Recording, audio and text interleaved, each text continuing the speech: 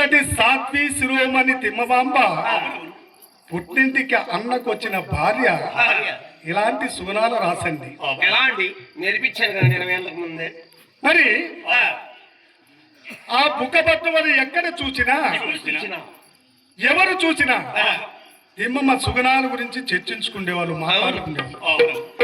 ఆ వార్తలు ఈ పుట్టమ్మ చెవిలో పడినాయనుకోండి, సింహ గర్జన చేస్తారు.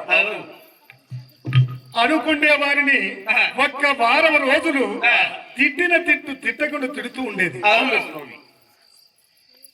కానీ ఎందుకు అలా చేస్తుంది? ఆమెను మాత్రమే పొగుడుతారు గాని నన్ను మాత్రం ఎవరు పట్టించుకోరని ఒక ఈర్ష్య ద్వేషం. మరి అలాంటి సమయంలో గూటిమేరులో అమ్మవారికి ఒక పుత్రుడు జన్మించారు. తిమ్మమాంబదేవికి నరసయ్య అనే నామకరణం చేశారు. మరి ఇక్కడ బుక్కపట్నంలో అటమ కాపురం చేస్తూ ఉంటే పుట్టింటికి కూడా ఆ పసుపు కుంకాలకు రాకూడదంటుంది, పుట్టినింటి పసుపు కుంకాలు పెట్టకూడదంటుంది, పుట్టినింటి వస్త్రాలు పట్టు వస్త్రాలు పెట్టకూడదంటుంది, ఆంక్షలు పెడుతుంది. అత్తమామ వెంకటప్ప గారు చూశారు, ఎన్నో రకాలుగా బోధ చేశారు. కానీ మీ బోధన వింటే గాథలంటది ముందుకు మించిన తుచ్చ గుణాలు పుట్టమ్మలు ఎక్కువైపోయాయి. తేను పుట్టినంత చందమామకు దేవ పూజలంటే అభాగ్యతలు ఎవరన్నా అమ్మా అన్నం తల్లిని వస్తే ఒక్క ఆమరదనం తరిమేది. దానాలు చేయలేదు, ధర్మాలు చేయలేదు. పట్టణ ధర్మాన్ని పాడు చేసి కర్మాన్ని తెచ్చింది.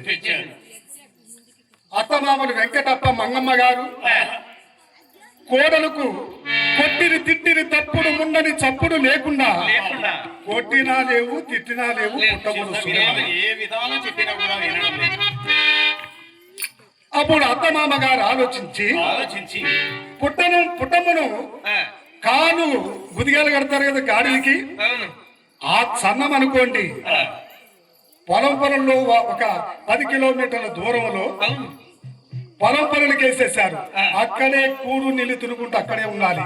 అక్కడే ఉంటూ భర్తను, అత్తమామలను, ఊరి వారిని, భారవిని, తిమ్మమ్మను నోటికొచ్చిన శాపనార్థాలు పెడుచు లెక్క చేసేదే కాదు, కాలక్షేపం చేస్తుంది. ఇక్కడ అత్తమామలైన వెంకటప్ప మంగమ్మ గారు వారి శక్తి కొలది దాన ధర్మాలు చేసుకుంటూ కొన్ని రోజులకు ఆ తిమ్మమ్మ తల్లిదండ్రులు వెంకటప్ప మంగమ్మ గారు స్వర్గస్థులయ్యారు.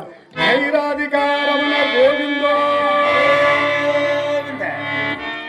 మరి ఎప్పుడైతే అత్తమామల మరణ వార్తినాథ పరంపరలో ఉండబడిన పుట్టమ్మ ఎలా వస్తుంది మరి ఆ పట్టణానికి? చెన్నగా పుట్టంలో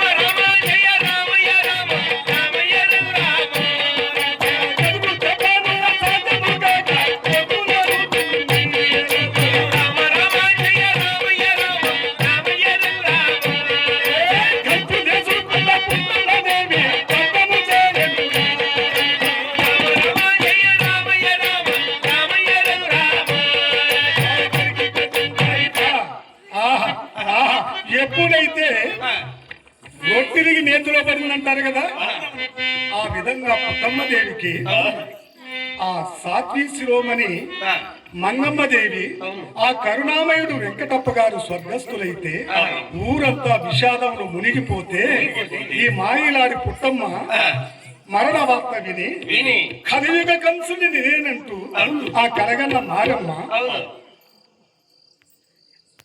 ఎదురు చెప్పను సాధ్యము కాక తొక్కులాడుచు అవును. ఒక అపరి ఖాళీగా గంతులేసుకుంటూ పుట్టమ్మ ఊరిలోకి పరుగులు తీస్తూ వస్తుంటారు. ఏ విధంగా వస్తున్నదయ్యా? అత్తమామలు చనిపోయి అవును నాయన.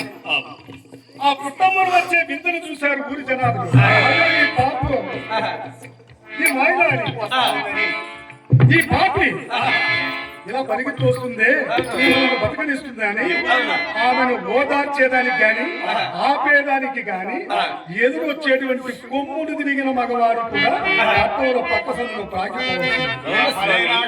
వైపు తిమ్మమ్మ ఉండి ఆ ఇంట్లో ఆడబిడ్డ అని అన్నాననుకో, వాళ్ళ ఊర్లో ఉండలేరు, ఊర్లో పోయి కాపురం చేయలేరు. ఆ విధముగా ఎప్పుడైతే అతమామలు చనిపోయారు, భర్త నారాయణ కీలు బొమ్మగా చేసుకుని ఇలా బొట్లు చెప్పుకుంది. మా బాబమ్మ కూడా అంతేనండి. మా చెల్లెలు ఇచ్చినాము, కూర్చుంటారు లేదంటే లేస్తారు, కానీ మా కాలంలో కూర్చోడు లేదు. ఆ విధముగా ఆ పుట్టమదేవి ముందుకు మించిన పుచ్చ గుణాలు పెంచి పెరిగిపోయి